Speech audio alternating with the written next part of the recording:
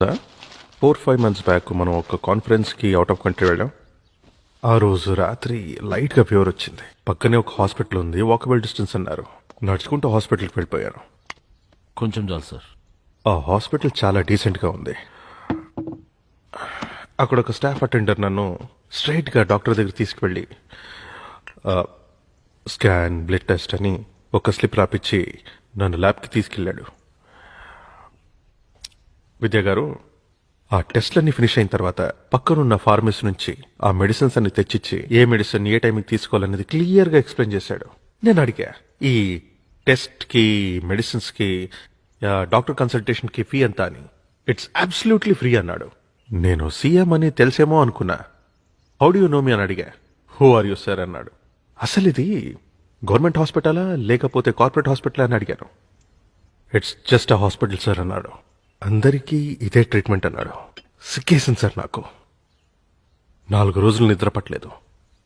ఆ కంట్రీ మనకన్నా రిచ్ అని మీరు అనుకుంటున్నారేమో. హెల్త్ మినిస్టర్ గారు, దాని జీడిపి మన కంట్రీ జీడిపి కన్నా చాలా తక్కువ. అక్కడ ఉన్నది మనకి లేనిది ఏంటంటే నిబద్ధత. ఆ క్షణంలో నేను ఒక రెవల్యూషనరీ డిసిషన్ తీసుకున్నాను. మన స్టేట్లో ఉన్న ప్రజలందరికీ కార్పొరేట్ అని, గవర్నమెంట్ అని తేడా లేకుండా ఒకే రకమైన నాణ్యమైన ఉచిత వైద్యం. ఇది నా సంకల్పం. ఈ కార్పొరేట్ హాస్పిటల్స్ అన్నిటినీ అండర్టేక్ చేద్దాం. ఏమంటారు హోమ్ మినిస్టర్ గారు? సార్, సడన్ గా నాకు అర్థమైంది. ఆ గవర్నమెంట్ మీద విపరీతమైన ఆర్థిక భారం పడుతుందంటారు. అంతే కదా, ఓ పని చేద్దాం. మనం ఇచ్చే సంక్షేమ పథకాలన్నీ ఉన్నాయి కదా సిఎస్ గారు, అవన్నీ ఎత్తేద్దాం. కుటుంబరావు గారు, ప్రజలకి ఉచిత విద్య, ఉచిత వైద్యం, ఈ రెండిస్తే చాలండి.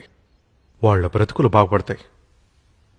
ఈ సంక్షేమ పథకాలన్నీ ఎత్తేసినందుకు రాబోయే ఎలక్షన్స్లో మనకు ఓటేరంటారా?